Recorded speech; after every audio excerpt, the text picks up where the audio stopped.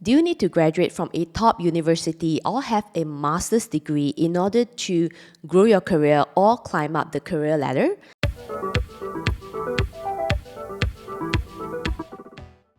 So in this episode, we're going to talk about how or if education actually plays a part in you growing your career and actually enjoying career success. So if this is something that you find helpful, then let's dive in.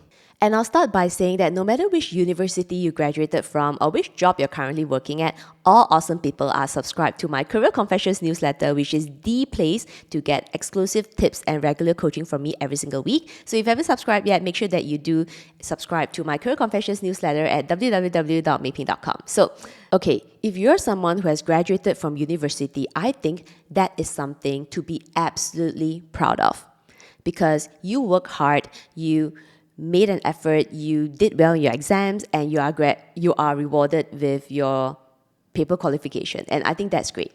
Now, the thing that I want you to really think about when you are thinking of growing your career is that growing your career is quite different from starting your career. Now, a lot of people who come to me on social media asking me whether, hey, Meiping, do you think I should sign up for a master's degree? Do you think that I should take an additional qualification? Do you think that it's actually worthwhile for me to invest my time, money, and energy for potential career opportunities? Now, these are very valid questions, and if you can relate to any of them, feel free to drop it in a comment if you're watching on YouTube. Now, what I notice is that a lot of times, the people who ask me these exact questions are the people who solely believe that education equals career success. Theoretically, that sounds about right, but in reality, in the actual corporate world, the actual working world, it doesn't really work like that. So today's episode, I'm just going to give you a couple of questions, or rather a couple of scenarios to really help you think through whether, do you want to really pursue the higher education or master's degree that you've always wanted, or maybe your time, effort, and energy is more worthwhile to really focus on other parts where you can really build your career foundations. So let's start with the first part. Now, the first question is, I want you to ask yourself, what exactly are you going to do with that higher qualification? Like, what exactly are you going to do with this master's degree in case you choose to get it? Now, this is a very, very important question to ask because what I've seen is there are basically two groups of people who want to take masters. The first group are the people who think that if I were to just get a master's, new opportunities will just open up for me. And then the other group of people is the people who tell me that, I don't like my job right now. Everything is, in a mess. I hate everything. But maybe I can just go and get a master's degree and figure out what I'm going to do after that. Now, both these scenarios are not good scenarios, but I say that 99% of people who come to me usually is, either they say the first thing or the second thing. Now, I'm going to break it down to you as to why these are not great ideas. And towards the end of it, I'll probably give you a suggestion on what you can do instead. Okay? So the first thing, if you are someone who is thinking of taking a master's degree just because maybe you're going to get some new career opportunities, and maybe you have someone who has been trying to look for a new job, or maybe trying to change careers, or you're trying to climb up the career ladder, but it hasn't really been working out for you, and you think that, okay, maybe what I'm missing is the master's degree. The first thing I'll challenge you to think about is this true? Is really education the only thing that's missing? Or actually, there are still many areas that you might need to improve in terms of actually working in the corporate world. So what I mean is, maybe you need to speak up more to ask for new opportunities. Maybe you need to get better at performance reviews to sell your value in the company. Or when you're looking to change careers, or you are looking to look out for new opportunities, maybe you need to look into how you are positioning and selling yourself so that the next company, the next employer can be convinced that you are the right person for the job. Now, none of these things actually requires a master's degree, as you can see here. Now, I should also share a client story with you. 2 years ago, I actually worked with a private client, and let's call her Haley. So Haley was someone who is really, really good at her job, and she already had a master's degree at that point. So when she came to me, she has been working in an advertising agency for more than 5 years. She's been top performer. She has been handling a lot of really important projects, and she also had a master's in a related field. So if you just think about her if you just think about her entire profile, background, education, experience, it sounds like the perfect scenario.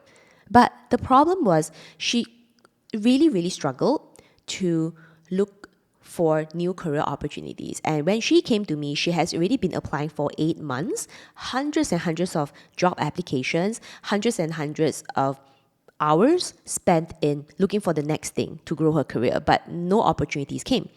So when we sat down in our one-on-one coaching session, right, when I actually looked through her resume and I also asked her, what are some of the things that she's looking out for in terms of the roles that she wants, actually the first problem is that she had no clarity of what she wanted, which is obviously the biggest problem if you're someone who's trying to grow your career and you don't even know what you want. Problem number one. Then the second problem is that when I actually looked at her resume, it really didn't come across to me as someone who could add a lot of value. So it's kind of all over the place, and her resume looks really, really junior. And these are all inherent problems to not let the next company or the next employer feel like you are a very valuable employee that they want to quickly hire, right? So the inherent problems were her problem really was around how to articulate and kind of like package her background skills and experiences to get the next job. And the problem is her master's, which she did have a master's at that time, actually didn't help because she didn't know how to tell her story. She didn't know how to tell her career story. Now, the good news is that after working together, she did manage to land her dream job. She increased her salary by 40% and she's super duper happy. And nowadays, I teach the step-by-step in my career course, The Corporate Survivor, particularly in the job search bonus lessons, which I've infused a lot of these client sessions and learnings into the step-by-step video lessons. Now, I will tell you a quick wrap up on Haley's story. So at the end of our session, what she told me when she updated me that she got the new job was she said that, hey, how come, right, these value positioning topics, right, are not taught in my master's degree?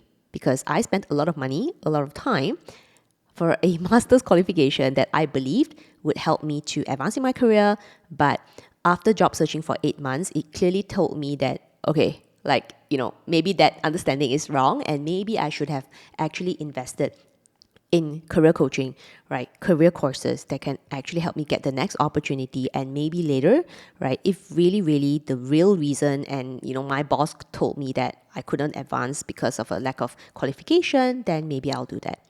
Now, this, I think, is a great reflection, and hopefully that's something that you can take away and you can resonate if you're someone who's actually thinking of like, oh, should I do it, should I not do it? And whether you actually want to first learn how to position your value and really learn how to seek opportunities in the right step-by-step way, in the right step-by-step strategy before directly jumping into higher education, which is obviously going to commit a lot more time. So there's a super duper happy ending to Haley's story. I'm super happy for her. And since then, she has been able to move overseas and move on to better companies and much more salary increments. So completely perfect in that sense. Now, let's talk about the second type of person that I told you about. And these are people who what I call escapism mode. Now, why escapism is because if you are someone who is not doing well at your job, you're getting negative feedback, it's very difficult to adapt. You're not getting along with people at work. You're not getting, good reviews of your performance. You are stressed out. You are working late hours. Basically, nothing is going right if you're working with your work days, for lack of a better word. And then you start thinking, maybe I should take a career break and maybe I should take a master's and just figure it out later. That doesn't sound like a very smart or helpful strategy to me, because what it sounds to me is that you are someone who is trying to avoid and not deal and learn how to overcome your workplace challenges, which, trust me, it can be overcame, because I've really worked with a lot of clients who are struggling in their careers, in my career course, career coaching, and 100% it can be overcome. So if you are looking to, to pursue a higher education just because you don't want to deal with your job right now, I think it's a really important point for reflection as to where is your mind at, right? What's your existing mindset? Because that sounds to me as a person who has avoidance behavior, a person who, has a fear of failure, and just refuse to work on personal development, to refuse to work on personal growth, and also avoiding career development as well. Because the reality is that you're not going to be perfect at any job that you're in, right? When you first start, there's always a major learning curve, and that's why it's called a new job, right? So I think it's really a mindset issue at that, and really not knowing how to overcome workplace challenges. And it does take a little bit of time to learn how to understand the corporate world, to really understand how to deal with people, deal with problems, and then that's completely normal, right? Because I teach this step by step in my career course to hundreds of 9 to 5 professionals, so I completely know that. But I think the point of consideration for you is really like, what's the plan? Because let's say, right, you go with person number 2, and you're not happy with your job, you quit, then you sign up for a master's program that will probably take you about 2 years. You complete the master's, now you have an additional paper qualification, great. Now, what's going to happen? If you haven't really learned how to sell yourself, can you actually get the next job? Just because you have a master's degree doesn't necessarily guarantee that you will get the next job. And if your working attitude or your working knowledge or your skills is basically non-existent given the previous problems in the past, then how can you guarantee that even with the masters, let's say you do get the job, right? How are you going to guarantee that even with the masters, your next job is going to be smooth sailing? The next job is going to be easy. Your relationships with people are going to be seamless. You're not going to have any communication problems, and you're going to be as productive so that you can actually enjoy work-life balance. So how can the masters guarantee that? I'm not sure. To be honest, I'm really not sure, because I've seen a lot of instances of people who struggle at work and then they take this career break and escape and go and pursue a different qualification and so forth. When they come back, they basically start back at square one. But maybe not even square one. They're starting at a negative right now because they've already spent more time to pursue this additional qualification. They have spent about $100,000 to get their qualification, but they're also missing out on the time and years of experience that they could learn to continue to improve their mindset and skill set at work. So to me, it's kind of like a negative point, and you're not even starting at step 1. Probably like you're starting at step 0, while not actually learning the skills to overcome challenges, like, if that makes sense, right? So if that makes sense so far, you can definitely drop a comment on if you're watching on YouTube. Now, as I said, right, the people that I've seen, that people have come to me with their struggles and really asking me about, higher qualification and so forth, usually falls between like these two groups. However, there is a third group as well, and the third group is really around people who have graduated from top universities. And of course, right, if you're someone who's graduated from top university, education is something that you really prioritize, and that's okay. Now, the challenge then comes in is, again, the mindset block around how important is education as compared to career success. So the third group of people, usually I would say are younger professionals, like closer to fresh graduate, but a lot of them are, junior executives, analysts, analysts, associates, and so forth. A lot of times I find that they really struggle to adapt to the corporate world, and definitely is something that can be resolved. But I find that most of these people tend to end up in group 1 or group 2, which is really believing that the reason why they're not doing well at work is because of lack of education. And then they want to, go back to their university and take another qualification, which will then put them in person number 1. Or they're really struggling in their jobs, and then they start questioning themselves, and the whole thing just goes into a downward spiral, which is also not a good thing, right? And then they escape, and then, they kind of go back, take a career break, and then like try to take another qualification again. So it's kind of like a downward spiral. And to me, all these are connected. All these are connected, but the real root cause really comes from putting education at the top, and like seeing education as the only sole reason for you to perform at work, to be a top performer, to get recognized, to get appreciated, and to get new opportunities, and to get promoted, and to grow your career. So this is I'll say an incorrect perception of how education is supposed to work, because paper qualification can get you the interview. It can maybe even get you a job depending on your career level. But how well you do in that job and how well you progress your career from there, that's a completely different story. And paper qualification and education is just a very, very small part of the entire journey. Because I've met a lot of successful people who may or may not necessarily have the actual paper qualification that is specifically required for the industry, but they have been able to really advance because they understand how the corporate world works. They understand how to sell themselves. They are confident in what they do. They know that they can add value because they are very good at their job. They deliver quality work. They work fast. They're able to produce outcomes, results, and achievements. And all these things are really, really highly valued skills and characteristics and attitudes if you're someone working in the 9 to 5 corporate world. I challenge you to really think about what actually is the thing that you need. Is it really education, or you're just lacking some core skills to survive in the corporate world, which is really important because you can take your master's for 2 years, but you're working lifetime. You're talking about 20 to 30 years, so that's a really, really long time. And you can't be like taking a master's program every 2 years just because you're unhappy at your job. That doesn't sound like a winning strategy to me.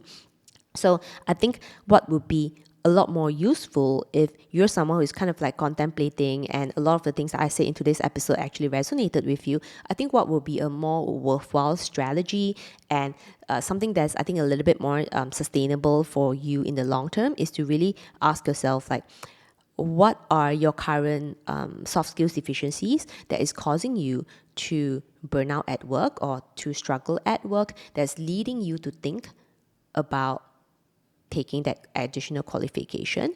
What are you potentially missing in the way that you are speaking up, the way that you are selling yourself, the way that you're positioning your value, skills, and experiences, that you are really unable to get the opportunities that you want? Because all these things can be resolved in a step-by-step strategy, and that's definitely something that I teach in my career course, The Corporate Survivor. So what I am saying is that at the beginning, you really want to diagnose like a doctor, right? What exactly is the issue and what do you need?